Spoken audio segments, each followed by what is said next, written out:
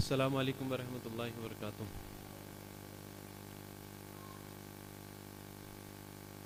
نحمدہ ونصلی علی رسولہ الکریم، اما بعد، اعوذ باللہ من الشیطان الرجیم، بسم اللہ الرحمن الرحیم۔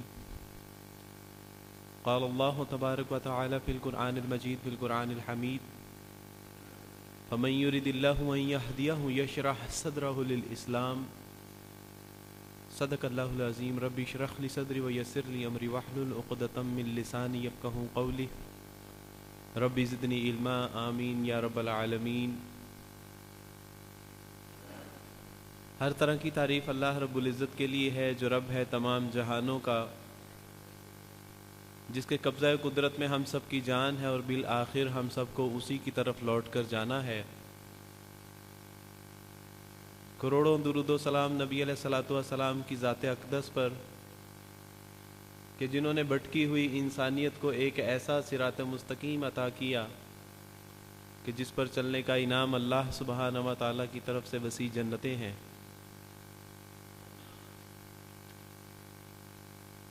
گفتگو کے آغاز میں ہی چند ایک باتوں کا اعتراف کرنا مناسب سمجھتا ہوں کہ بندہ ناچیز، حقیر، فقیر، نہ کوئی علمی شخصیت ہے، نہ کوئی عالم ہے، اور نہ ہی کسی عالم کے درجے کا حامل علم ہے۔ فضیلت الشیخ بھی حضرات نے میری وہ پوسٹ کے ساتھ لکھ کے تو اس کی خوب تشہیر کی، جبکہ میں بالکل اس کے جو ہے وہ اس کا استحقاق نہیں رکھتا، لہذا جن لوگوں تک یہ میرا تعارف پہنچا ہو وہ مجھے ایک حقیر مسلمان سمجھیں، ایک فقیر مسلمان سمجھیں۔ اللہ تعالیٰ مجھے بھی میرے نفس کی شرارت سے، عجب اور ریاکاری اور خود پسندی سے محفوظ فرمائے۔ اللہ سبحانہ و تعالیٰ نے اس کرۂ ارض پر انسان کو جن جن نعمتوں سے نواز رکھا ہے، اگر ان کا شمار کرنا چاہیں تو یہ زندگی کی سانسیں تو ختم ہو سکتی ہیں، لیکن اس کی نعمتوں کا شمار ناممکنات میں سے ہے۔ مگر جو اللہ سبحانہ و تعالیٰ نے ہمیں ظاہر میں دکھا دی، آیات آفاقی ہیں اور آیات انفسہ ہیں، تو اگر ان پہ غور و فکر کریں، اپنی آنکھ، اپنی کان، اپنی عقل، اپنی زبان، اپنے ہاتھوں کے پور، اپنا ڈائجسٹو سسٹم اگر ہم دیکھیں، اپنے چلنے پھرنے کا نظام دیکھیں، آسمان پہ چاند، ستارے، سورج دیکھیں، ہوا، فضا دیکھیں، بحر و بر دیکھیں، تو انسان پکار اٹھتا ہے کہ یہ میرے رب کی طرف سے ساری کی ساری نعمتیں ہیں، اور کس پہ انسان جو ہے وہ شکر ادا کرے۔ اللہ سبحانہ و تعالیٰ نے فرما دیا کہ تم چاہو بھی تو میری نعمتوں کا شمار نہیں کر سکتے، لیکن ان تمام نعمتوں میں ایک نعمت ایسی ہے کہ جس کو نعمت ایمان کہا جاتا ہے۔ میرے ساتھیوں، بھائیوں، بزرگوں، تمام نعمتوں پر فوقیت ہے اس نعمت کو، کہ اس نعمت پہ اللہ سبحانہ و تعالیٰ راضی کہ تمہارا مذہب نہ ہو مگر دین اسلام، یہ نعمت اللہ نے قرار دیا۔ اور یہ نعمت وہ ہے کہ بعض لوگوں کو اللہ سبحانہ و تعالیٰ ماں کی کوکھ سے عطا فرما دیتے ہیں، اور بعض کو اللہ سبحانہ و تعالیٰ تگو دو، سلمان فارسی رضی اللہ تعالیٰ عنہ کی طرح، کہ کہاں سے چلے اور کہاں پہنچے، اور اللہ نے پھر آ کر کے ایمان کی دولت سے نوازا۔ اور بعض وہ لوگ ہیں کہ جن کو اللہ سبحانہ و تعالیٰ کان سے پکڑ کے اسلام میں داخل کر دیتے ہیں، چل اور میرے دین کی چاکری کر۔ تو میرے دوستو، دو طرح کے مسلمان آپ حضرات نے سنے ہوں گے، by birth, Muslim by birth, اور ایک مسلم کہ جو بائی چوائس ہوتا ہے۔ میرا شمار ان دونوں میں نہیں ہے، بلکہ بائی چوزن، اللہ سبحانہ و تعالیٰ نے جس کو کان سے پکڑ کے اسلام میں داخل کر دیا، جس کی نہ عقل، نہ شکل، نہ فہم، نہ فراست، تو اللہ سبحانہ و تعالیٰ نے یہ فضل میرے اوپر کیا۔ اور یہ فضل کیا کس طرح؟ یہ اصل میں 6 سال کی ایک روداد ہے، چند لمحات میں مجھے آپ حضرات کے گوش گزار کرنی ہے، اور اس میں کچھ ایسی باتیں بھی ہیں کہ بظاہر لگتا ہے کہ یہ تو شکوہ ہے اور گلہ ہے ایک نو مسلم کی طرف سے۔ سچی بات ہے، وہ شکوہ اور گلہ نہیں ہے، میں اپنے آپ کو بھی وہ نصیحت کرتا ہوں میں اپنے آپ کو بھی تنبیہ کرتا ہوں، اور آپ حضرات سے گزارش ہے کہ وہ گلے اور شکوے نہیں ہیں، بلکہ وہ ایلیمنٹس ہیں کہ جس کو مجھے اور آپ کو سمجھنا ہے کہ یہ معاشرے میں کیوں جو ہے وہ رونما ہو رہے ہیں۔ اللہ سبحانہ و تعالیٰ کی توفیق سے آج سے 36-37 سال پہلے جب میں ایک عیسائی گھرانے میں پیدا ہوا تو میرے گھر والوں نے عیسائی رسومات کو ادا کرنے کے بعد میرا نام وارث مسیح رکھا۔ اس کے بعد زندگی کے 18 سال یوں ہی جو ہے وہ موج مستی میں گزار دی۔ اچانک ایک دن دل پہ خیال گزرا کہ میں دنیا میں یا میرے سامنے جو چیزیں ہیں، میں ہر کسی چیز کے بارے میں کم یا زیادہ میں جانتا ہوں۔ ہوا کا کیا مقصد ہے، فضا کا کیا مقصد ہے، آسمان، چاند، ستارے، سورج، پھل پھول، درخت، حتیٰ کہ میرے گھر جس میں میں بیٹھا تھا، در و دیوار، مجھے پتا ہے کہ یہ در و دیوار ہماری حفاظت کے لیے، بارش، ہوا، اندھیری، دھوپ، چھاؤں کے لیے ان کو بنایا جاتا ہے، اور یہ انسان کی حفاظت کے لیے ہوتے ہیں، اس کی آرام اور سکون کے لیے، اس کا مسکن ہے۔ لیکن اگر مجھے کسی چیز کے بارے میں نہیں پتا تھا کہ اس کی جو ہے وہ پیدائش کا مقصد کیا ہے، تو وہ حضرت انسان بذات خود، مجھے نہیں پتا تھا کہ what is purpose of my creation, میری زندگی کا کیا مقصد ہے، کیوں مجھے دنیا میں بھیجا گیا ہے۔ میں ہر چیز کے بارے میں جانتا تھا، کم یا زیادہ، اگر نہیں جانتا تھا تو میں اپنی ذات کے بارے میں نہیں جانتا تھا کہ مجھے کیوں پیدا کیا گیا ہے۔ میرے اسی سوال نے مجھے میرے مذہبی رہنماؤں تک جانے کی جو ہے وہ ترغیب دی، اور میں نے جب اپنے مذہبی رہنماؤں سے جا کے پوچھا کہ what is purpose of my life, تو انہوں نے کہا کہ ویری سمپل، آپ کو تو پیدا کیا گیا ہے، you should die for Jesus, you should life for Jesus, کہ تمہاری زندگی بھی مسیح کے لیے ہے اور تمہارا مرنا بھی مسیح کے لیے۔ گویا کہ جینا، مرنا، کھانا پینا، اٹھنا بیٹھنا سارا مسیح کے لیے ہے۔ گویا کہ تمہیں مسیح کے لیے پیدا کیا گیا ہے، اور مسیح کا پیغام تم نے ساری دنیا میں عام کرنا ہے۔ دس از پرپز آف یور لائف۔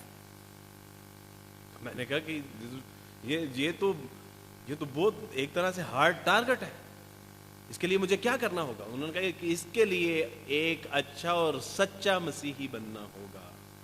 آج اگر عبد الوارث بلال اسلامک یونیورسٹی میں بیٹھا ہے تو اس کا آغاز ایک اچھا اور سچا مسیحی بننے سے شروع ہوتا ہے، اور اس کا انجام یہ ہے کہ اللہ سبحانہ و تعالیٰ نے توفیق عطا فرمائی کہ میں اس بات پہ ایمان رکھوں کہ اللہ کے سوا کوئی معبود برحق نہیں ہے، اور محمد صلی اللہ علیہ وسلم اس کے رسول ہیں۔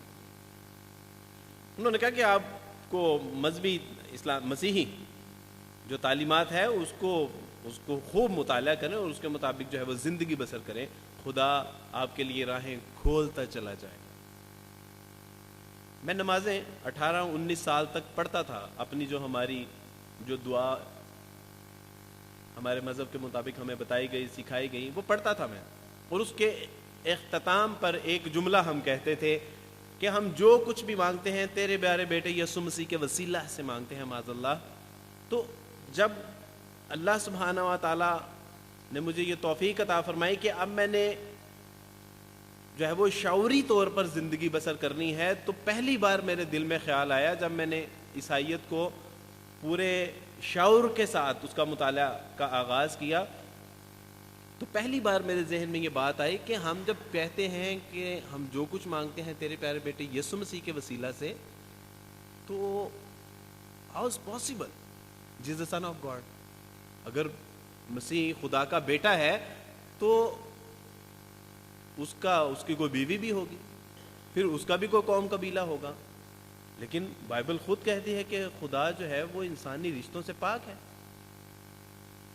تو میں نے اپنے مذہبی رہنماؤں سے جب پوچھا اس سے متعلق، تو انہوں نے کہا کہ اصل میں آپ اس بحث میں جاتے کیوں ہیں کہ مسیح خدا کا بیٹا ہے، یہ اصل میں آپ کے سمجھنے والی باتیں نہیں ہیں، ابھی آپ ذہنی طور پر بلوغت کو نہیں پہنچے جس کی وجہ سے یہ آپ کو سمجھ نہیں آئیں گی۔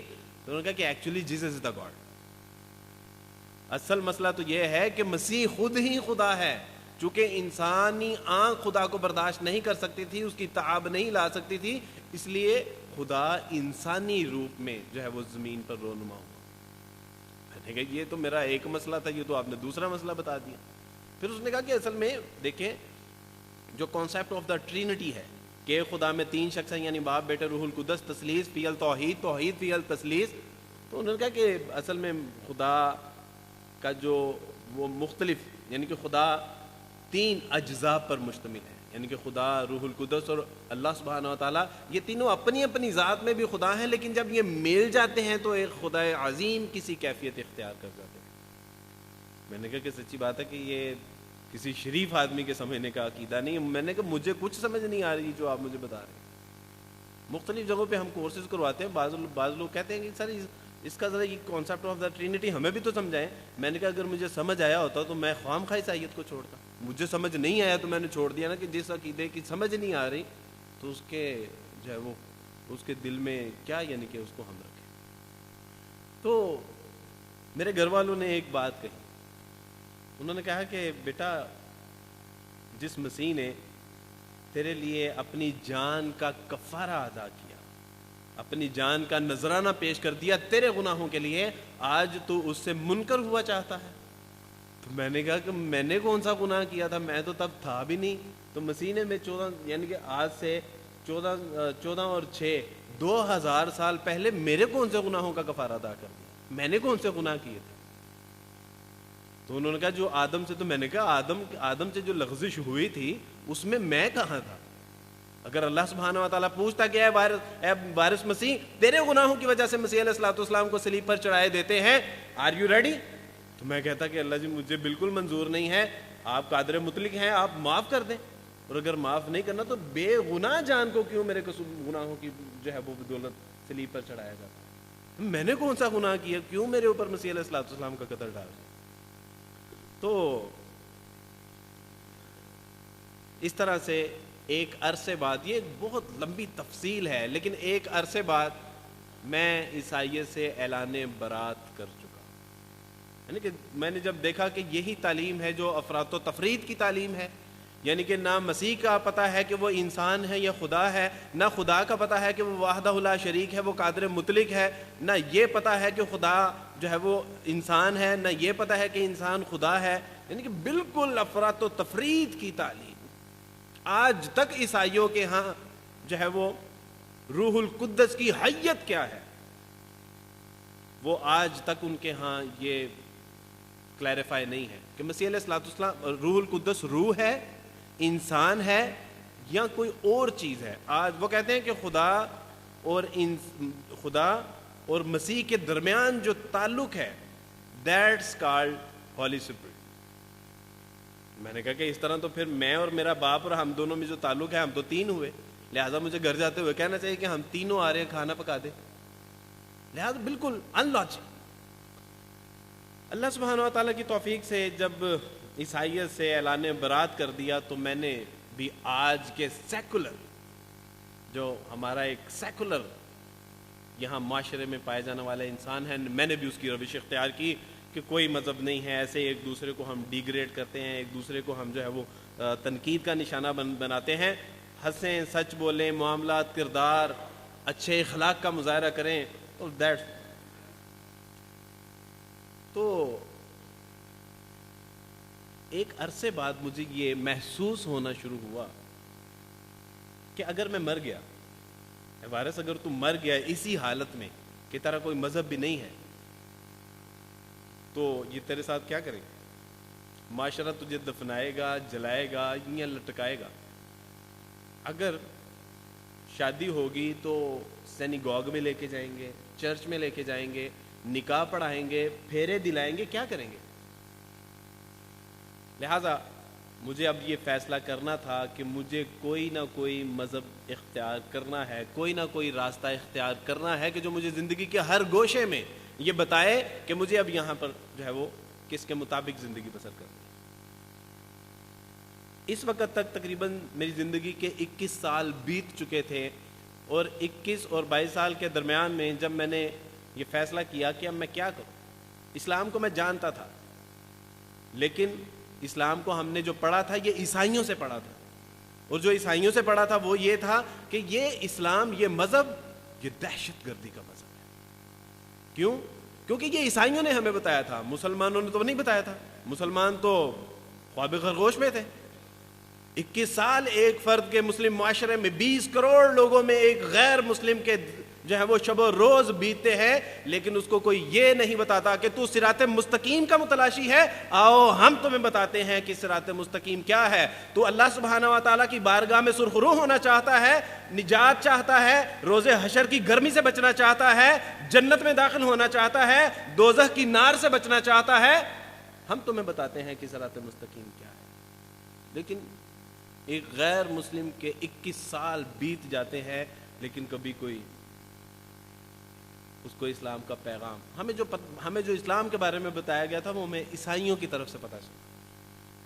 لہٰذا میرے پڑوس میں ایک مسجد تھی، اور فرسٹ ٹائم جب میں مسجد میں گیا اور میں نے ان سے میں نے طے کیا کہ میں اسلام کا مطالعہ کرتا ہوں، کیونکہ عیسائیوں نے جو ہمیں عیسائیت پڑھائی تھی وہ بھی تو سارا بلنڈر ہی ہے، اور اسلام جو انہوں نے ہمیں بتایا ہے، اس سے متعلق جو ہمیں انہوں نے سکھایا ہے، اس پہ بھی یقین کرنے کی ضرورت نہیں ہے.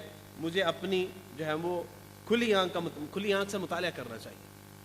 لہٰذا فرسٹ ٹائم جب میں مسجد میں گیا، اور مسجد میں جانے کے بعد جب میں نے ان سے کہا قاری صاحب سے کہ مجھے قرآن مجید کا اردو ترجمہ چاہیے،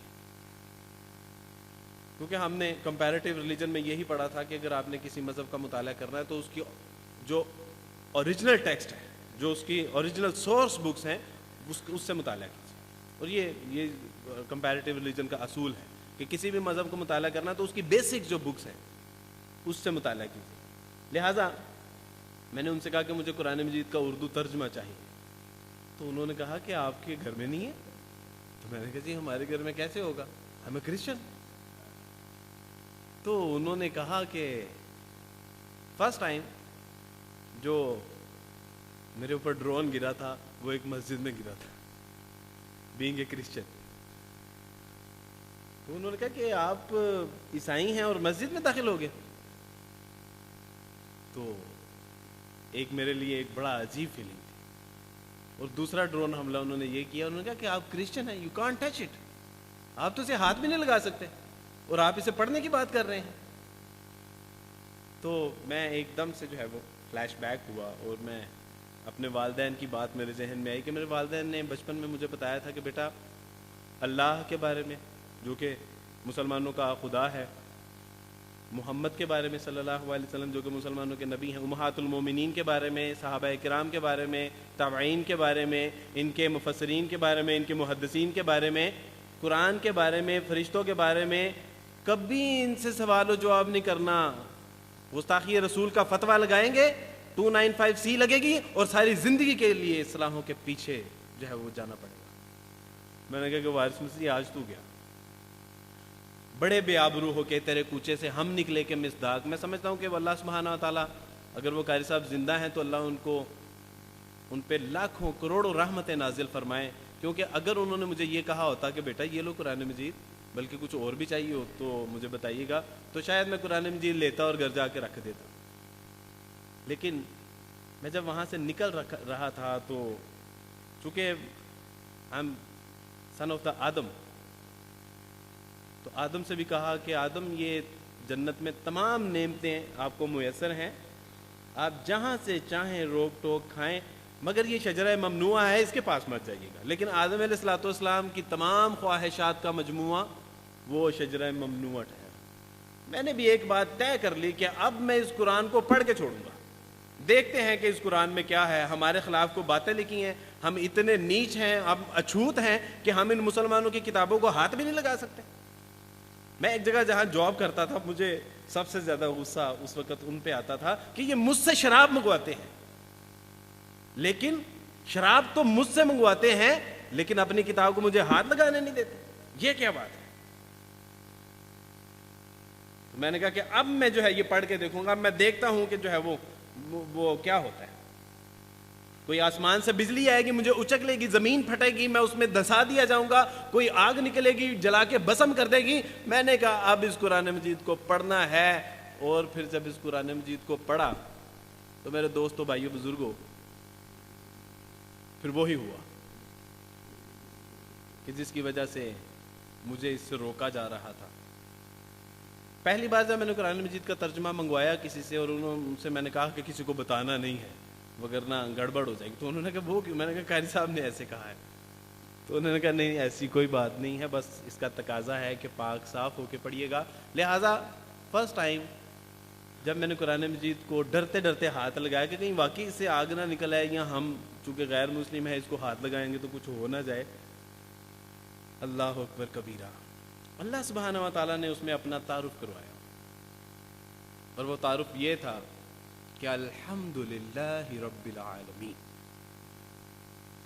آج تک عبد الوارث کو یہ بتایا گیا تھا کہ خداوند تمہارا خدا ابراہیم کا خدا ہے, خداوند تمہارا خدا اسرائیل کا خدا ہے, خداوند تمہارا خدا یعقوب کا خدا ہے, خداوند تمہارا خدا یوسف کا خدا ہے, خداوند تمہارا خدا اسرائیل کا خدا ہے. لیکن پہلی بار پتا چلا کہ نہیں, مسلمانوں کا جو رب ہے وہ تمام جہان والوں کا رب ہے. الحمدللہ رب العالمین, تمام تعریفیں اس اللہ کے لیے ہیں جو رب ہے تمام جہان والوں کا. پہلی بار پتہ چلا. اللہ اکبر کبیرہ. ہم تو مسیح کو خدا سمجھتے تھے, ہم تو جو ہے وہ سمجھتے تھے کہ جو خدا ہے وہ یعقوب کا خدا ہے, وہ اسرائیل کا خدا ہے, ویری لمیٹڈ گاڈ. لیکن پہلی بار قرآن نے اللہ سبحانہ و تعالیٰ کا تعارف کروایا کہ الحمدللہ رب العالمین الرحمن الرحیم. وہ مہربان ہی نہیں ہے, وہ بہت مہربان ہے. استاد صاحب نے بتایا کہ وارث, اے عبد الوارث, اگر تجھ کو پتہ چل جائے کہ اللہ سبحانہ و تعالیٰ تجھ سے کتنی محبت کرتا ہے تو دہشت محبت سے تیرا سینہ پھٹ جائے. وہ مہربان ہی نہیں ہے, وہ بہت مہربان ہے, بہت مہربان ہے, بہت مہربان. حجاج بن یوسف نے, اس کی ماں نے کہا کہ حجاج اتنا ظلم, اتنا ظلم. کہا کہ ماں تو یہی کہتی ہے نا کہ میں اتنا ظلم کرتا ہوں, میرا خدا مجھے کس طرح معاف کرے گا. میں تجھے کہتا ہوں میں یہاں پہ انگارے منگواتا ہوں اور تو مجھے ان انگاروں میں ڈال دے, اور اگر تو یہ نہ کر سکے تو پھر سمجھ لینا کہ تیرا اور میرا رب مجھ سے 70 ماؤں جتنی محبت کرتا ہے. الرحمن الرحیم مالک یوم الدین. اے انسان تو یہاں پر جو مرضی کر لے, تو دن کے اجالوں میں, رات کے اندھیروں میں, تو دائیں بائیں اٹھتے بیٹھتے سوتے جاگتے, تو جتنا اللہ سبحانہ و تعالیٰ کے ساتھ دغا کر سکتا ہے, جتنا اس کا تقوی اختیار کر سکتا ہے, ایک روز ایسا آئے گا کہ اس روز تجھ کو اس کی جزا اور اس کی سزا دے دی جائے گی, اور اس روز کوئی مالک نہ ہوگا, کوئی اس کو کسی کو اختیار حاصل نہ ہوگا مگر ماں سوائے اللہ سبحانہ و تعالیٰ کے. اس روز کا مالک صرف اللہ سبحانہ و تعالیٰ ہوگا. یا اللہ, یہ کس کا تعارف ہو رہا ہے؟ یہ اللہ سبحانہ و تعالیٰ کا تعارف کروا رہا ہے قرآن, مالک یوم الدین. اور اللہ سبحانہ و تعالیٰ نے آگے ایک آیت میں فلسفہ اسلام بتا دیا کہ اے انسانوں ایاک نعبد و ایاک نستعین. تم اگر یہ روش اختیار کر لو کہ اے اللہ کو اپنا حاجت روا, مشکل کشا, اپنا رب, اپنا مالک, اپنا خالق سمجھ لو گے, تو اللہ سبحانہ و تعالیٰ تمہارے لیے کافی وافی شافی ہو جائیں گے. یہ پورا فلسفہ اسلام ہے کہ اگر ہمیں اللہ سے مانگنا آ گیا تو پھر ہم کبھی بھی کہیں بھی کسی سے بھی کسی چیز سے محروم نہیں ہوں گے. ایاک نعبد و ایاک نستعین. اور اللہ سبحانہ و تعالیٰ نے یہ بتا دیا کہ انسان کی جو حسن اعمال ہیں وہ اسی میں ہے کہ وہ اپنے خالق حقیقی کو, مالک حقیقی کو پہچان لے اور اس کے مطابق سرنگوں ہو جائے. یہ اللہ سبحانہ و تعالیٰ اپنا اور اپنے دین کا تعارف کروا رہے ہیں. اللہ لا الہ الا ہو الحی القیوم. ہمیں بتایا گیا کہ وارث ہے, وارث مسیح, تیرے خدا نے تیرے لیے صلیب پر جان دے دی. اور جب اس نے جان دی تو اس نے کہا, پہلے اس کو جو ہے وہ پکڑا گیا تمہارے خداوند خدا کو, مسیح کو, اور اس کے کپڑے اتارے گئے, اس کے منہ پر تھوکا گیا, اس کے کپڑوں کا جو ہے وہ کرے ڈال دیے گئے, اس کو صلیب پر چڑھا دیا. اور صلیب پر چڑھانے کے بعد مسیح علیہ الصلوۃ والسلام, یعنی زمانہ عیسائیت میں جسے ہم خدا کہتے تھے, کہا کہ تیرے خدا نے ایلی ایلی لما شبقتنی, کہا صلیب پر جان دیتے ہوئے کہ اے خدا تو نے مجھے تنہا کیوں چھوڑ دیا, اور انتقال کر گئے. انتقال کر گیا. اللہ سبحانہ و تعالیٰ نے فرمایا کہ وارث مسیح وہ خدا نہیں تھا. وہ خدا نہیں تھا کہ جو اتنا کمزور ہو. خدا کمزور نہیں ہو سکتا, اور اگر کوئی کمزور ہو تو وہ خدا نہیں ہو سکتا. وہ خدا جس کو صلیب پر جان دے دی, جو تمہارا خدا تو صلیب پر بھی کسی اور خدا کو پکارتا ہے, اور تم کہتے ہو کہ وہ مر گیا اور قبر میں چلا گیا, وہاں سے تیسرے دن جی اٹھا اور آسمان پر چلا گیا. اللہ سبحانہ و تعالیٰ نے اپنا تعارف کرواتے ہوئے قرآن مجید میں کہا اللہ لا الہ الا ہو الحی القیوم لا تاخذہ سنۃ ولا نوم, کہ اللہ تو وہ الہ ہے کہ جس کے سوا کوئی معبود برحق نہیں ہے, وہ قائم ہے اور ہمیشہ زندہ رہنے والا ہے. سینۃ ولا نوم, سینہ کہتے ہیں کہ نیند سے پہلے جو ہمارے کندھے بارے ہونے والی کیفیت ہوتی ہے اسے سینہ کہتے ہیں. کہ تم موت کی بات کرتے ہو, اللہ تو نیند تو کیا, اللہ کو نیند سے پہلے آنے والی اونگ اللہ اس سے بھی پاک ہے. للہ مشرق والمغرب, ایک جگہ اللہ نے فرمایا کہ تمام مشارق اور مغارب, زمین آسمان اور اس کے درمیان جو کچھ ہے سب تمہارے اللہ کے لیے. اللہ اپنا تعارف کر رہا ہے. میرے گھر والوں نے کہا کہ تم نے عیسائیت چھوڑ دی, ہم نے تجھے کچھ نہیں کہا. Where are you going? You are going to wrong side. تم غلط رستے پہ جا رہے ہو, تباہ و برباد ہو جاؤ گے. عیسائیت کو چھوڑنے کا اتنا بڑا گناہ نہیں ہے جتنا بڑا گناہ تم اسلام کو پڑھنے کے بعد کر رہے ہیں. میں نے کہا کہ دیکھیں, آپ کے گوروں نے بہت سائنس اور ٹیکنالوجی میں چاند پر پہنچ گئے اور اس سے بھی آگے جانے کی کوشش کر رہے ہیں. میں نے کہا کہ یہ مسلمانوں کی کتاب ہے اور اس نے خدا کا تعارف کروایا ہے, اور وہ تعارف یہ ہے قل هو اللہ احد, کہہ دیجئے کہ اللہ ایک ہے. اللہ الصمد, اللہ بے نیاز ہے. لم یلد ولم یولد, نہ وہ پیدا ہوا نہ اس سے کوئی پیدا ہوا. ولم یکن لہ کفوا احد, اور اس جیسا کوئی بھی نہیں. میں نے کہا کہ دیکھیں, جہاں پہ گوروں نے اتنی سائنس اور ٹیکنالوجی اور اس حد تک علوم و فنون میں پہنچ گئے کہ آج اگر ہم ان تک پہنچنا چاہیں تو شاید 500 سال لگے, لیکن وہ 1500 سال آگے جا چکے ہوں گے. میں نے کہا کہ ان سے کہیں کہ اس طرح کی کوئی ہستی تو متعارف کروا دیں. یہ تو 5 اللہ سبحانہ و تعالیٰ کی طرف سے چیلنج ہے. آپ 2 ہی چیلنج مسیح علیہ الصلوۃ والسلام کی شخصیت میں تلاش کر دیجئے. میں مسیح علیہ الصلوۃ والسلام کو اپنا خدا ماننے کے لیے تیار ہوں, لیکن یہ اللہ کا کلام ہے اور اللہ کا چیلنج ہے. قرآن کے بارے میں پھر مزید اللہ سبحانہ و تعالیٰ کی توفیق سے قرآن نے اپنا تعارف کرو, کیونکہ ہمیں بتایا گیا کہ there was 5 member ٹیم جنہوں نے اس قرآن کو تخلیق کیا. ابو بکر, محمد صلی اللہ علیہ وسلم, ابو بکر صدیق, ورقہ بن نوفل, خدیجہ رضی اللہ تعالیٰ عنہ اور علی رضی اللہ تعالیٰ عنہ.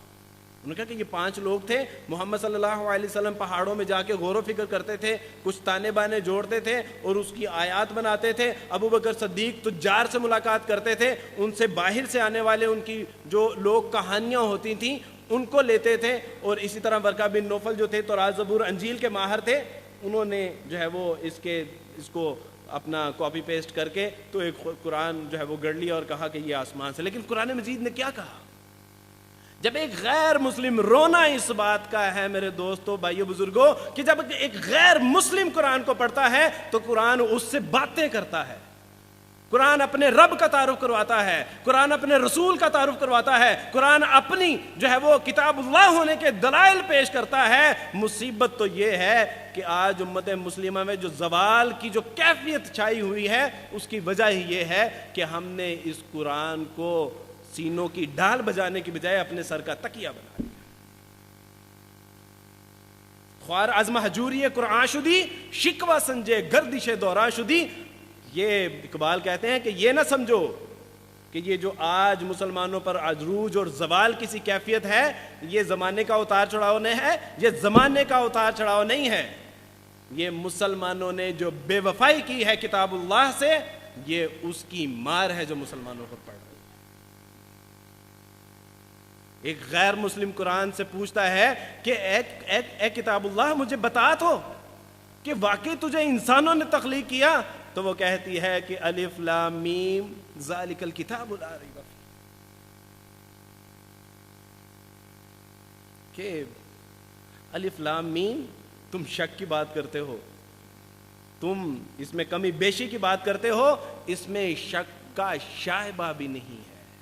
یہ وہ کتاب ہے الف لام میم ذالک الکتاب لا ریب فیہ ھدی للمتقین. یہ تو ان لوگوں کے لیے ہدایت ہے کہ جو ہر لمحہ اٹھتے بیٹھتے کھاتے پیتے سوتے جاگتے اللہ سے ڈرنے والے ہیں. یہ تو ان کے لیے ہدایت ہے. اور اس میں شک تو دور، شبہ تو دور، اس میں شائبہ بھی نہیں ہے کہ کوئی غلطی کوتاہی ہو سکے. اللہ کی کتاب نے بتایا کہ وارث مسیح یہ نہ سمجھنا کہ یہ وہ کتاب ہے کہ جس کو یہودیوں نے اور عیسائیوں نے جو ہے وہ اپنے من کی خواہشات، اپنے خواہشات نفس کی تکمیل کے لیے جو چاہا اس میں بڑھا دیا اور جو چاہا اس میں کم کر دیا. ثمنن قلیلا، چند پیسوں کی خاطر. یہ تو وہ کتاب ہے کہ جس کی حفاظت کا ذمہ خود اللہ نے اٹھا رکھا ہے. انا نزلنا الذکر وان لہ لحافظون. بے شک اللہ سبحانہ و تعالیٰ نے یہ ذکر یہ اللہ نے ہی نازل کیا ہے اور اللہ خود ہی اس کی حفاظت فرمانے والے ہیں. یہ قرآن اپنا تعارف کروا رہا ہے. پھر ایک چیلنج وارث مسیح کو دے دیا کہ وارث مسیح دنیا میں جہاں بھی چلے جانا، جدھر بھی جن جو ہے وہ محققین کے پاس چلے جانا، اسکالرز کے پاس چلے جانا، مدبرین کے پاس چلے جانا، مفکرین کے پاس چلے جانا، ایک دلیل اپنے ذہن میں رکھنا. ان کنتم فی ریب مما نزلنا علی عبدنا فأتوا بسورۃ من مثلہ. کہ اگر تمہیں اس بات میں شک ہے کہ یہ کتاب جو ہم نے اپنے بندے محمد صلی اللہ علیہ وسلم پر نازل کی ہے، تو جاؤ تمہیں کھلا چیلنج ہے کہ اس جیسی ایک سورت ہی لے آؤ، ایک آیت ہی لے آؤ. وَإِن لَّمْ تَفْعَلُوا وَلَن تَفْعَلُوا وَقُودُهَا النَّاسُ وَالْحِجَارَةُ أُعِدَّتْ لِلْكَافِرِينَ. تو پس پھر تمہیں ڈرنا چاہیے اس آگ کے لیے جو اللہ سبحانہ و تعالیٰ نے ظالم اور منکرین کے لیے بھڑکا رکھی ہے. یہ تھا جی جو کتاب اللہ پڑھنے کے بعد ایک غیر مسلم کو اپنا تعارف اپنے رب کا، اپنے رسول کا اور اپنی اس کتاب اللہ ہونے کے دلائل میں جو اللہ سبحانہ و تعالیٰ کی توفیق سے جو یہ کتاب بولتی ہے. اور آج ہمیں معاشرے میں یہ کہا جاتا ہے یو کانٹ ٹچ اٹ. آپ because you are Christian you can't touch it. آپ اسے ہاتھ بھی نہیں لگا سکتے. کیوں؟ یہ تو مسلمانوں کی کتاب ہے، تو مسلمانوں کا حق ہے، یہ تو مسلمانوں کی میراث ہے. Who are you؟ تم کون ہو؟ اور اقبال نے اس کتاب کے بارے میں جو اشعار کہے فارسی میں، سچی بات ہے وہ لرزا دینے والے اشعار ہیں. فاش گویم آنچ در دل مزمرست این کتابیں نیست چیزیں دیگرست.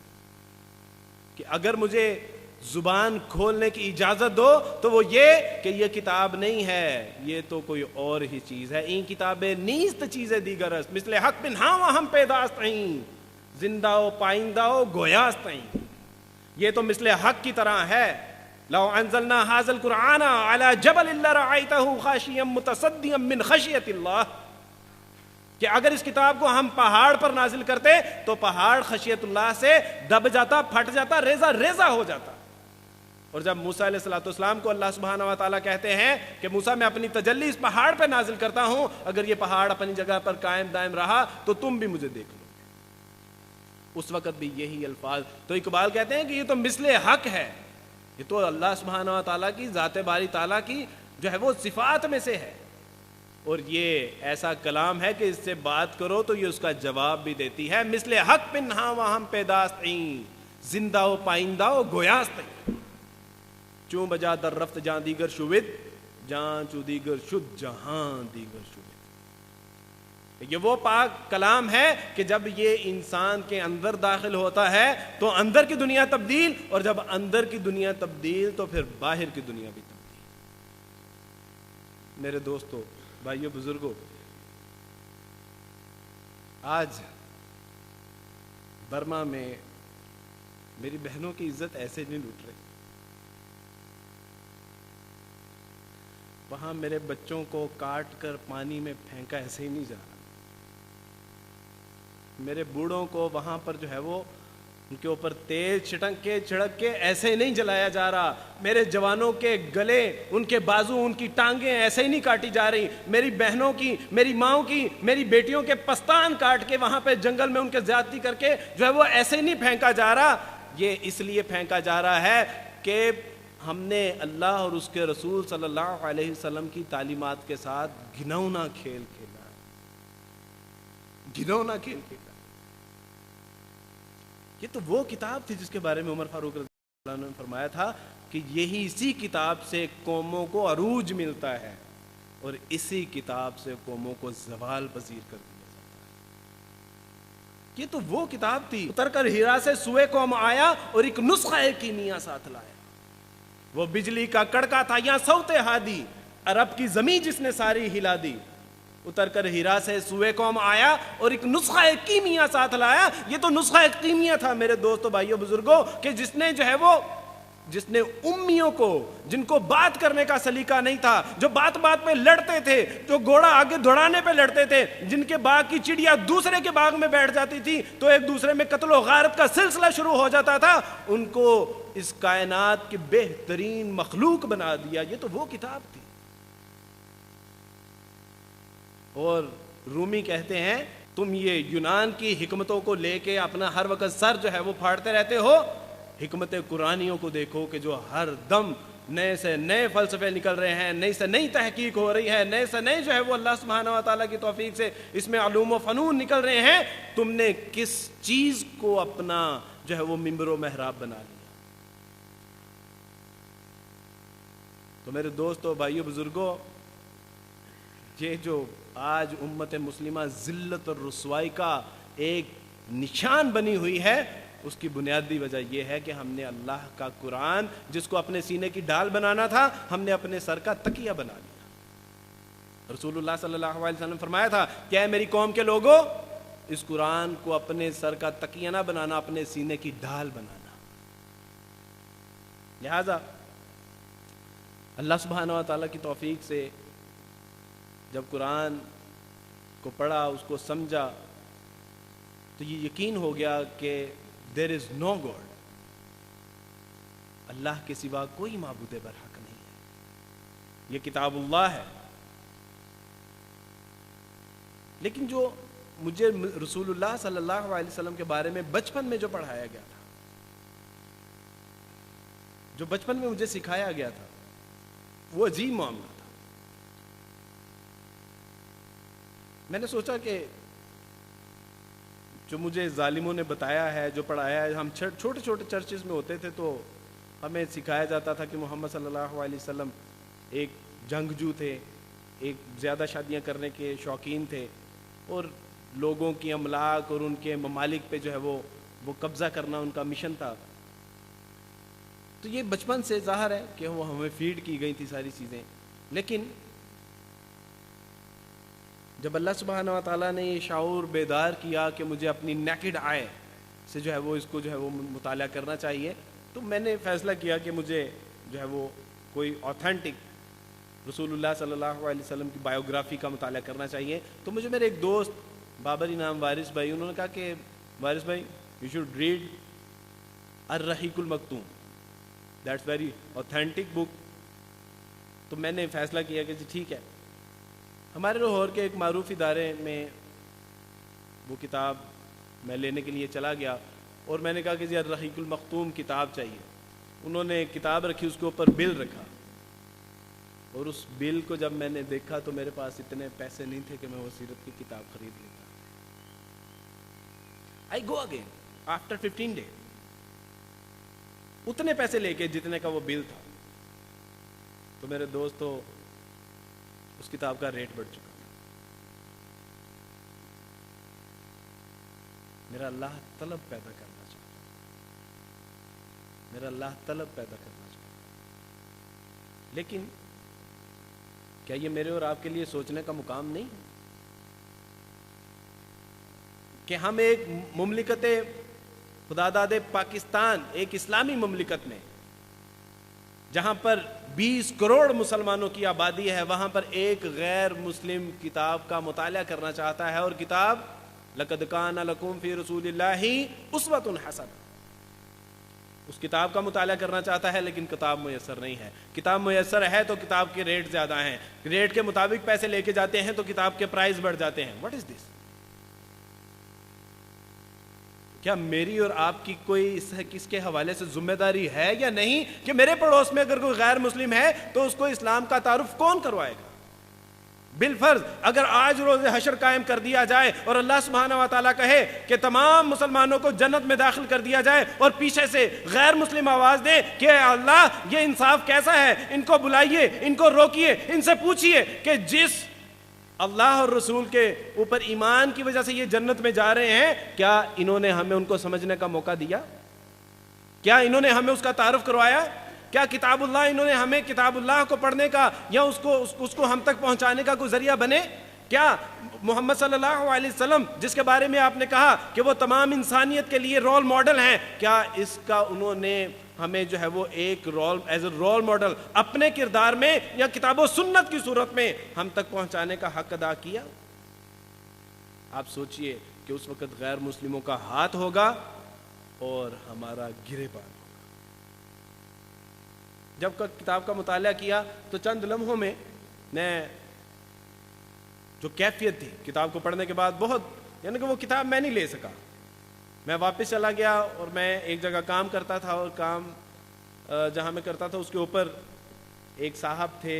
ان سے میں نے کہا کہ وہ داڑھی والے تھے, نمازوں میں آتے جاتے میں ان کو دیکھتا تھا. میں نے ان سے کہا کہ آپ صلی اللہ علیہ وسلم کی بایوگرافی آپ کے پاس ہوگی؟ انہوں نے کہا جی بالکل ہے, سیرت کی کتاب ہم اسے کہتے ہیں. تو انہوں نے کہا کہ جی وہ میں نے گزارش کی کہ مجھے وہ چاہیے. تو انہوں نے کہا جی کوئی مسئلہ نہیں. تو میں نے بہت چند کتابیں ہیں جو میں نے جب پڑھنی شروع کی, اور اس وقت میں رکا جب میں نے مکمل پڑھ لی. بہت کم کتابیں ہیں کہ جب پڑھا تو کنٹینیوسلی پڑھا, اور جب ختم کی تو پھر میں نے چھوڑا. تو جب میں نے اس کتاب کو پڑھا تو عجیب ایک کیفیت تھی کہ ایک ایسی پرسنالٹی, ایک ایسی شخصیت جس نے پوری دنیا کا نقشہ تبدیل کر کے رکھ دیا, سیاست میں, معاشرت میں اور مذہب کے حوالے سے پوری دنیا کا نقشہ تبدیل کر کے رکھ دیا. اور وہ جب پیدا ہوتا ہے تو پیدا ہونے سے پہلے ان کا والد انتقال کر چکا ہے. جب وہ 2-2.5 سال کے, وہ جب 4-5 سال کے, 6 سال کے ہوتے ہیں تو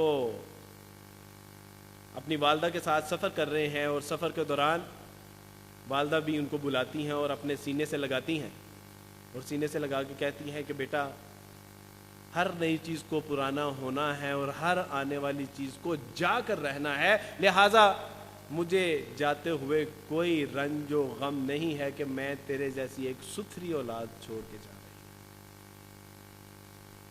ہوں. اور محمد دیکھتے ہیں کہ ماں کے سانسوں کا سلسلہ کچھ رکا رکا محسوس ہوا, اور جب ہاتھ گرتا ہے تو محمد صلی اللہ علیہ وسلم دیکھتے ہیں تو ماں کا سلسلہ سانس رک چکا ہے, منقطع ہو چکا ہے, اور آپ صلی اللہ علیہ وسلم اور آپ کی والدہ کی جو باندھی ہیں ام ایمن, وہ اپنے ننھے منھے ہاتھوں سے قبر, پتھریلی جگہ کی قبر کھودتے ہیں, دفناتے ہیں, اور دفنانے کے بعد اچانک ام ایمن دیکھتی ہے کہ محمد کہاں ہے, اور وہ دوڑ کے اوپر جاتی ہیں اور اوپر دیکھتی ہیں کہ ماں کی قبر کے ساتھ لپٹے ہوئے ہیں چھوٹے ننھے منھے سے محمد, اور کہہ رہے ہیں کہ ماں تو جانتی تھی کہ تیرے سوا میرا کوئی بھی نہیں, اور تو بھی مجھے چھوڑ کے چلی گئی. اس کے بعد اپنے جو ہے وہ دادا کی کفالت میں آتے ہیں, عبد المطلب کی کفالت میں, اور 2-2.5 سال بعد ابو عبد المطلب بھی داغ مفارقت دے جاتے ہیں. اس کے بعد چچا کی کفالت میں آتے ہیں ابو طالب, اور ابو طالب کے ہاں بکریاں بھی چراتے ہیں اور کھیل کود بھی کرتے ہیں, اور آہستہ آہستہ بڑے ہوتے ہیں, اپنی زندگی کے 25 سال گزارتے ہیں, اور 25 سال میں اس معاشرے میں یہ اپنا جو ہے وہ کردار قائم کر چکے ہیں کہ محمد صلی اللہ علیہ وسلم کو جب کوئی دیکھتا تھا تو کہتا تھا کہ یہ صادق اور امین ہے. یہ گواہ تھے, مشرکین مکہ بھی اس بات کے گواہ تھے کہ محمد صادق اور امین ہے. محمد سے فیصلے کروائے جاتے تھے, محمد صلی اللہ علیہ وسلم کے پاس سے امانتیں رکھوائی جاتی تھی. ایک ایسی شخصیت کہ جس کے اوپر اللہ سبحانہ و تعالیٰ جب بارے دعوے نبوت ڈالتے ہیں تو محمد صلی اللہ علیہ وسلم کوہ صفا پر آتے ہیں اور کہتے ہیں، پہلے شہادت دیتے ہیں کہ اے لوگوں میرے کردار کو سامنے رکھنا، میرے معاملات، میرے اخلاق کو سامنے رکھنا، میری شخصیت کو سامنے رکھنا، ان تمام چیزوں کو جو ہے وہ پیش نظر رکھتے ہوئے مجھے بتاؤ کہ اگر میں تم سے یہ بات کہوں کہ اس پہاڑ کے پیچھے سے ایک ایسا لشکر آ رہا ہے کہ جو تمہیں تہس نہس کر دے گا تو میری بات کا یقین کرو گے؟ تو تمام نے یک زبان ہو کر کہا کہ محمد صلی اللہ علیہ وسلم ہم آپ کی بات کا بالکل یقین کریں گے۔ سب سے پہلے آپ کی صداقت کی گواہی دی، تب رسول اللہ صلی اللہ علیہ وسلم نے کہا کہ قولوا لا الہ الا اللہ تفلحوا، کہ اس بات کی گواہی دے دو لوگوں، اے مکہ کے رہنے والوں اس بات کی گواہی دے دو کہ اللہ کے سوا کوئی معبود برحق نہیں ہے اور مجھے اللہ سبحانہ و تعالیٰ نے رسول بنا کر بھیجا ہے۔ اللہ سبحانہ و تعالیٰ دنیا میں بھی برکتیں عطا فرمائیں گے اور آخرت میں نجات اور جنت تمہارا مقدر بن جائیں گے۔ کیا ہوا؟ وہی جو ایک لمحہ پہلے نبی صلی اللہ علیہ وسلم کی صداقت، آپ کی امانت کی گواہی دے رہے تھے، اب وہ کہتے ہیں کہ محمد تیرے ہاتھ ٹوٹ جائیں کہ تم نے ہمارے لات منات عزا نائلہ یغوث سے بغاوت کے لیے ہمیں یہاں پر جمع کیا تھا، اے محمد تیرے ہاتھ ٹوٹ جائیں۔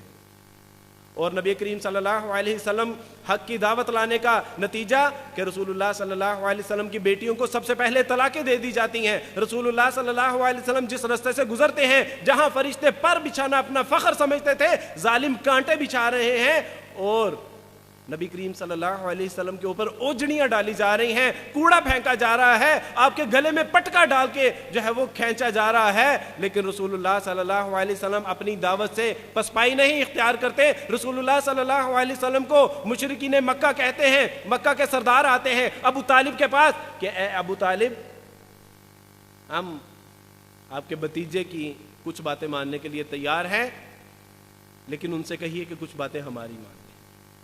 ہمیں اس بات سے انکار نہیں ہے کہ اللہ وحدہ لا شریک ہے، اللہ کا وجود ہے، ہم جب مشکل آتی ہے اسی سے مانگتے ہیں، لیکن ان سے کہیں کہ یہ لات منات عزا نائلہ یغوث اور دیگر جو 360 بت ہیں ان کی تذلیل و تضحیک نہ کریں۔ تو رسول اللہ صلی اللہ علیہ وسلم نے ایک تاریخی جملہ کہا کہ اگر محمد صلی اللہ علیہ وسلم کے ایک ہاتھ پہ چاند اور ایک ہاتھ پہ سورج بھی رکھ دیا جائے تو محمد صلی اللہ علیہ وسلم جو اللہ کی طرف سے جو ایک نبوت کی امانت دے کے بھیجا ہے، میں اس میں رتی بھر بھی خیانت نہیں کروں گا۔ یہ تھا میرے رسول صلی اللہ علیہ وسلم کا کردار، اخلاق، معاملات۔ میرے پاس وقت کی کمی ہے، وگرنہ میں آپ کو رسول اللہ صلی اللہ علیہ وسلم کی اور بہت ساری کہ جس سے غیر مسلم بھی یہ بات کہنے پر مجبور ہو جائے کہ ہی از ناٹ کامن مین، وہ عام آدمی نہیں تھا۔ میرے دوستوں، مائیکل ہارٹ عیسائی، باوجود عیسائی ہونے کے وہ مجبور ہے اپنی تاریخ کی 100 شخصیات کے اوپر محمد صلی اللہ علیہ وسلم کو فوقیت دینے پر۔ وہ کہتا ہے کہ he is only single person in the history کہ جس نے ساری کائنات کا نظام جو ہے وہ اس کو ایک نیا ریولیوشن کہتے ہیں کہ پہلے کی چیزیں ساری دھرم بھرم ہو جائیں اور آگے پھر ایک نیا سسٹم دیا جائے، ایک انقلاب۔ وہ کہتا ہے کہ اس سے پہلے تاریخ میں ایسی شخصیت نہیں ملتی، میں مجبور ہوں۔ لہذا سمامہ بن اسال رضی اللہ تعالیٰ عنہ کا آخری واقعہ آپ حضرات کو گوش گزار کرتا ہوں۔ سمامہ بن اسال نبی صلی اللہ علیہ وسلم کو قتل کرنے کی نیت سے مسجد نبوی میں آتے ہیں اور رسول اللہ صلی اللہ علیہ وسلم کی شمع رسالت کے پروانے آپ کو جو ہے وہ اس کو پکڑتے ہیں اور ستون کے ساتھ باندھ دیتے ہیں۔ آپ صلی اللہ علیہ وسلم کو پوچھتے ہیں سمامہ کس نیت سے آئے تھے، اور وہ کہتے ہیں کہ محمد آپ کو میرے قوم اور قبیلے کے لوگوں کا نہیں پتا، یہ تہس نہس کر کے رکھ دیں گے اگر مجھے کچھ ہوا۔ نبی صلی اللہ علیہ وسلم فرماتے ہیں کہ سمامہ کو دودھ پلاؤ۔ آپ دوبارہ نماز کے لیے آتے ہیں، سمامہ پھر بھڑکتے ہیں۔ نبی کریم صلی اللہ علیہ وسلم کہتے ہیں کہ سمامہ کو کھانا کھلاؤ، سمامہ کو پانی پلاؤ، سمامہ کو کھول دو، اور تیسرے دن سمامہ سے کہا جاتا ہے کہ سمامہ جاؤ جہاں تمہاری منزل ہے۔ اور سمامہ کہتے ہیں کہ میں چاہتا تھا کہ میں کلمہ پڑھ کے یہاں سے جاؤں، لیکن میں نہیں پڑھا، اور میں اپنے قوم اور قبیلے کے لوگوں میں پہلے سے گیا کہ کہیں وہ لوگ یہ نہ سمجھے کہ آزادی کے عوض جو ہے وہ سمامہ نے کلمہ پڑھ لیا. میں گیا اور ان کو بتایا کہ محمد کے بارے میں ظالمو تم نے جو مجھے بتایا تھا وہ ساری کی ساری ڈس انفارمیشن تھی. میں جاتا ہوں اور جا کر اب محمد کے غلاموں میں اپنا نام لکھوانے لگا ہوں, جس نے میرا جو بگاڑنا ہے بگاڑ لو. اور سمامہ کہتے ہیں کہ میں محمد صلی اللہ علیہ وسلم کی بارگاہ میں حاضر ہوتا ہوں اور کلمہ شہادت پڑھتا ہوں اور اللہ کے محبوب کے شاگردوں میں اپنا نام لکھوا دیتا ہوں. یہ تھے میرے رسول کے اخلاق. نہ آج وہ کتابیں کہ جس میں میرے رسول کی سیرت ہے, نہ ہم نے وہ غیر مسلموں تک پہنچائیں, اور نہ ہی میں نے رسول کا کردار اپنی سیرت میں شامل کیا. آج اگر شام میں, عراق میں, افغانستان میں, کشمیر میں, ہند میں, سندھ میں اگر مسلمانوں کے اوپر ظلم و بربریت کی جو ہے وہ یلغار ہے, تو وہ میرے سب سے پہلے میرے گناہوں کی نحوست ہے. تو میرے دوستوں, بھائیوں, بزرگوں, جب میں دیکھا کہ رسول اللہ صلی اللہ علیہ وسلم کی یہ با کمال شخصیت اور ایک جو ہے وہ فلسفہ توحید اور ایک لازوال ایک آخرت کی کامیابی اور ایک بے مثال نظریہ حیات, اس کی کہیں کوئی مثال نہیں ملتی, تو میں نے بھی پھر گواہی دی کہ اشہد اللہ الہ الا اللہ و اشہد ان محمد رسول اللہ صلی اللہ علیہ وسلم, اور مسلمان. تو میرے دوستوں, بھائیوں, بزرگوں, ایک تو یہ تھا کہ ایک نو مسلم کی روداد, اس کے جذبات, اس کی کیفیات کو سنا جائے, تو وہ تو ہو چکا. لیکن اگر مجھے اپنی اصلاح کرنی ہے تو اس کے لیے میرے دوستوں مجھے فجر میں اٹھنا ہوگا, رسول صلی اللہ علیہ وسلم کے مطابق زندگی گزارنی ہوگی, اپنے کاروبار کو حلال طریقوں کے مطابق لانا ہوگا, مجھے معاشرے میں اسلام کو زندہ کرنا ہوگا, سب سے پہلے اپنی ذات میں, اپنے گھر میں, اپنے محلے میں, اپنے معاشرے میں. اور بالآخر رسول اللہ صلی اللہ علیہ وسلم کو ارشاد ہوا, یا ایھا الرسول بلغ ما انزل الیک من ربک, آپ کی طرف جو آپ کے رب کی طرف سے نازل کیا گیا ہے پہنچا دیجئے. رسول اللہ صلی اللہ علیہ وسلم نے اپنے اصحاب کو جمع کیا اور کہا کہ حل بلغت, کیا میں نے تم تک پہنچا دیا؟ تو تمام صحابہ نے کہا قالوا نعم, جی اللہ کے رسول صلی اللہ علیہ وسلم. فرمایا فلیبلغ الشاہد والغائب, کہ اب تم پہ بات یہ لازم ہے کہ ان لوگوں تک پہنچائیے کہ جو لوگ یہاں پر موجود نہیں ہیں. تو وہ شمع رسالت کے پروانے, کوئی جو ہے وہ عراق میں, کوئی شام میں, کوئی افغانستان میں, کوئی ہند میں, کوئی سندھ میں, کوئی کشمیر میں, کوئی چین میں, اور ایسے پھیلتے ہیں کہ ساری زندگیاں وقف کر دیتے ہیں. اور اس کی برکت ہے کہ آج ہم یہاں پر مسلمانوں کے شہر میں, مسلمانوں کے ملک میں رہتے ہیں. یہ ان کی برکت ہے. یہ میرے اور آپ کے اوپر بھی ذمہ داری ہے, یہ ہم نے ادا کرنی ہے. کنتم خیر امۃ اخرجت للناس تأمرون بالمعروف وتنہون عن المنکر. You are selected people for what, تم کیوں منتخب کیے گئے ہو؟ اس لیے کہ لوگوں کو اچھائی کی دعوت دو اور برائی سے روکو. اور سب سے بڑی اچھائی یہ ہے کہ اشہد ان لا الہ الا اللہ, اور سب سے بڑی برائی یہ ہے کہ اللہ کے سوا بھی کسی کی عبادت کی جائے. میرے دوستوں, بھائیوں, بزرگوں, اقبال نے کہا کہ اپنے من میں ڈوب کر پا جا سراغ زندگی, تو اگر میرا نہیں بنتا نہ بن, اپنا تو بن. مجھے اگر اپنی زندگی میں تبدیلی اس لیے نہیں لانی کہ میں دوسروں کی اصلاح کر سکوں, تو کم سے کم اپنی اصلاح کے لیے زندگیوں کو تبدیل کیجیے. دوزخ کی آگ, بھڑکتی ہوئی آگ سے بچاؤ کے لیے اپنی زندگیوں میں تبدیلی لائیے. اپنی اولاد کو کون جلتا ہوا دیکھ سکتا ہے؟ اگر میرے کردار میں قرآن و سنت نہیں ہوگی تو جان لیجئے کہ میرے بچوں کے کردار میں بھی یہ چیز نہیں آ سکتی. تو اپنے من میں ڈوب کر پا جا سراغ زندگی, تو اگر میرا نہیں بنتا نہ بن, اپنا تو بن. وآخر دعوانا ان الحمد للہ رب العالمین.